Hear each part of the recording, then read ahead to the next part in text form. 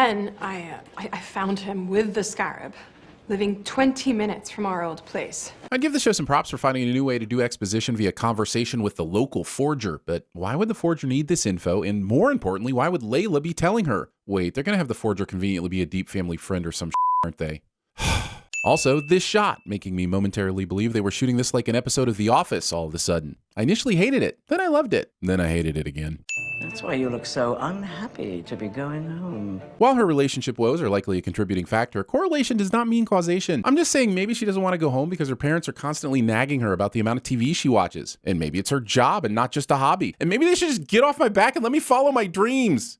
Her dreams. This forger's office is littered with proof that it's a forger's office. This forgery of evidence is a great way to build atmosphere for a TV show, but maybe less great when you're an actual forger who might want to keep a low profile. I don't steal. They've already been stolen. Got it! You're just like Robin Hood. That was his motto, right? Steal from the rich and keep it for yourself. Archaeology. One big mess of obsessive bookworms. Really? According to what I see in the movies and on TV shows, including this one, archaeologists are badass adventurers that'll kick all the bad guy butt. Hell, even Alan Grant almost gutted an 8-year-old with a raptor claw that one time. The passport goes in the machine one way in this shot, but comes out all turned around and confused in this shot. Such experiences should be reserved for freshman year of high school and or the first time you watch a film by David Lynch. Apparently, Egyptian passports do specify profession, and I'm just upset my government won't officially recognize me as a pedantic asshole. 30 seconds of this Marvel property slow-go. Looking at this MacGuffin and being confused. It's literally pointing you in the right direction. No interpretation is necessary. Also, it's not like they need to follow roads to Amit's tomb, so why was Scarab Maps ever pointing 90 degrees perpendicular to the destination? And yes, this contradicts the previous sin. Welcome to the channel.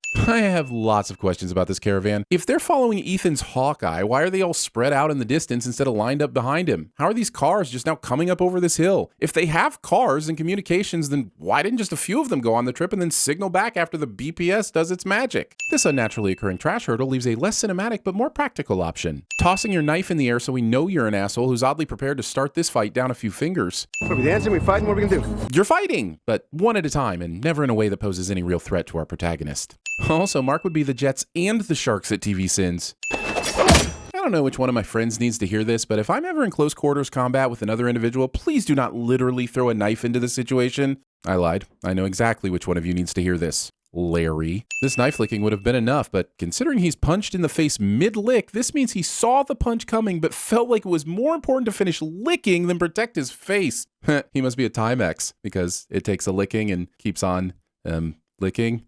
Don't do it, Marc. And of course the blade is shiny and clean enough for Steven to make an appearance. I swear by this point you might as well have him see Steven in the reflection of the enemy's eyes. Not only is it just as ridiculous, it has the added benefit of being even less thematically subtle. Marc's only a few steps behind these guys when the shot cuts. Then we see that he's climbed up to the second story of a building for some reason, which was not helpful because he's further away from catching them now. But it's still cool because he gets to jump off this truck. But whatever caused him to take this alternate path was probably cool as well, and we don't get to see it. Steven, what did you do?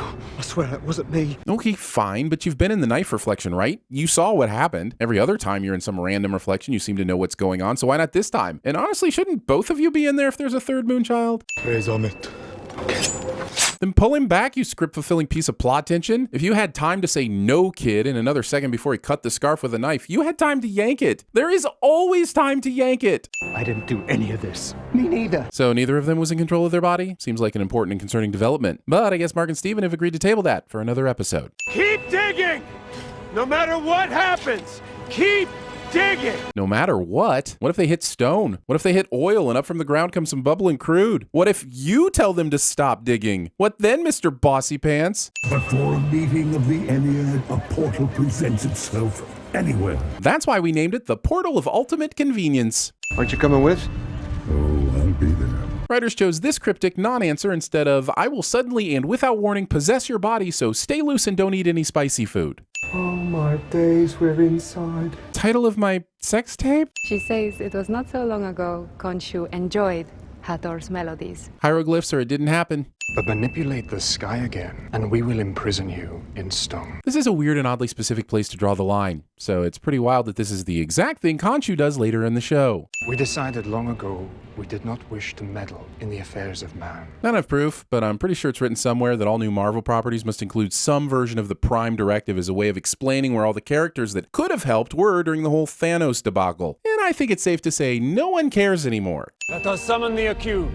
I love how gods with unimaginable power still do old school trials when they aren't blocking out the sun or creating insta-portals that know exactly where the other avatars are. I shall smite the earth and the inhabitants thereof. And also if the prosecution would call your first witness, please. He's a deceiver! That's it? That's the depth of Khonshu's argument, when earlier he said, Our case against Arrow must be indisputable. I thought we were about to see Khonshu go full Arthur Kirkland from Injustice for All. Instead, he went Frito Pendejo from Idiocracy. I have no idea how many personalities he must possess. What does that have to do with anything? Just because Khonshu's avatar has mental health issues doesn't mean Khonshu himself is untrustworthy. This is secondhand ad hominem, and I can't believe the prosecuting attorney hasn't objected yet. He has committed no offense. This matter is concluded. F***ing what? Did you even look at any evidence? Do any exploration of the facts? This court of the gods makes the US judicial system look ultra competent in comparison, and that's quite a feat. Mark, there is another way. Of course there is. I'm looking for Senfu's sarcophagus. See, this is the problem with the gig economy. It's not enough to just be a black market information vendor. You also need a side hustle as a juice broker just to make ends meet. I hope you like attention. I'm not sure which is sillier, that Mark would ask for Senfu's sarcophagus in public, or that Layla just happens to find him here. Did the Fed write this script? Because with every dumb or convenient choice, my interest rates are certainly lowering. I've never really been able to just talk about everything. Summon the skip! Preserving history is a responsibility I take very seriously. Almost as seriously as my responsibility to install random mirror pillars in my courtyard, in case they might be needed for any totally non-plot related reasons. Please just let Steven out before you blow this. Maybe a conversation you should have settled before saying weird things like this in front of your already suspicious host, you think? Also, I'm no expert in the preservation of ancient artifacts, but I learned a hard lesson that one time I left my copy of Descent from Xanadu out in the sun too long. So I'm pretty sure the open sarcophagus of Senfu is not the type of thing you store outside in a transparent glass pyramid with convenient ceiling mirrors, especially not in Egypt. What? It's legit. I don't care so much that name-dropping the student walk-in feels a bit like an attempt to establish ancient Egyptian artifact street cred, if there is such a thing, but I do care that the show doesn't at least hint at why this word sounds German. Do you really think I'm an idiot? Honestly, no one knows what's going on in the scene right now, let alone what you're thinking. Mark was folding pieces of cloth he found in the sarcophagus before you interrupted, and we had no idea where that was going, so you're holding all the cards, and now would be a great time to enlighten us. It appears we have a concerned third party here. Of course we do! Is this show going for a record number of scenes in which the protagonist and antagonist meet and don't actually confront each other? Do it. Summon the suit. Khonshu's completely making sense here, but why does Mark even need to be told this? If you had an ass-kicking invincibility suit at your beck and call, aren't you calling that shit down the second a gun appears? What just happened and how was that helpful? Judging by the fact that this is what my burrito looks like after putting it in for 30 minutes instead of 3, I'm gonna assume he just microwaved the sarcophagus to destroy the star map. But if that was the plan, he did a terrible job at it, since they're able to tape it back together later. Why is scene? Sure, summon the suit now after Arthur has gone away. Show can kiss my full moon night. Okay, that was cool. Buy me some time. I can do that. Sometime, you're about to fling the bullet stuck to your cape with enough pinpoint accuracy to take out 8 hinge persons. I think you can just end this thing now and then Layla can take all the time she wants. This scene illustrates just how difficult it is to land the double midair kick. I applaud the attempt, but you missed that second kick and you'll be penalized accordingly. Give me the body, Mark! Equipped only with overconfidence in his ability to handle this life or death situation, Steven interrupts another fight sequence. I think the goal here was comic relief, but I also think it's safe to say that no one is laughing. Let's all just like chill the F out and talk for a second. Take the body. Take the body, Mark. Okay, now I'm laughing. Layla! I've removed my protective face shroud so you can see how seriously I'm calling out your name. Don't worry, I'll put it back on here in a second when I start fighting the guys who have all of a sudden paused for this intense moment. Taping ancient cloth in the desert. All right, go ahead, you're in. You really had to rip the mirror off the vehicle, walk away from the light source, and dump the already tenuous tape into the sand before doing this? This was the thing they were having such difficulty reassembling. I've seen children put more complicated puzzles together. Well, Actually. Steven just uttered a literal actually, and I'm pretty sure we've got those trademarked by this point, so here's a sin, and you'll be hearing from our lawyers, Disney. So unless we know exactly what the sky looked like on that date... So the star map only worked on one night? Why the f would anyone make a map that only works for one night? I can turn back the night sky. How? It will come at a cost. Let me guess. The cost will be a way to conveniently create plot tension and stakes for the rest of the season? Maybe the invincible Moon Knight won't be able to Moon Knight anymore? Am I close? Do what I do. But do it while standing in front of me and not being able to see me because I'm taller and it will look more cinematic that way. The universe survives this. So let me get this straight. In the mere seconds that Khonshu and Khonshu Jr. have been spinning the night sky, all the other avatars got the message, portaled here, and got set up for this imprisonment spell?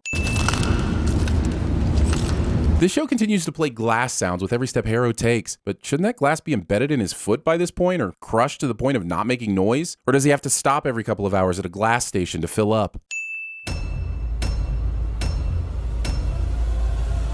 I'm tired of this, Grandpa. That's too damn bad! You keep digging!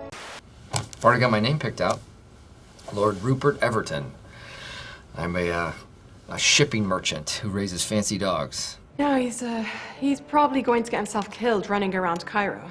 What did the five fingers say to the face? What? Slap!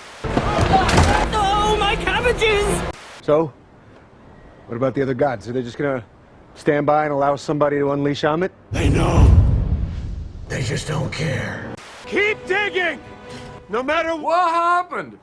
I must admit I do not miss the sound of that voice. But speak, old master, to the point. And the truth shall set you free! This is not about my feelings. I'm not the one on trial here. You're out of order! You're out of order! The whole trial is out of order! He's gonna kill millions, trust me! Are you seriously talking about trust? Please. Humanity's savage nature will inevitably lead to global annihilation. So in order to save this planet, I had to trick it. For the greatest practical joke in human history.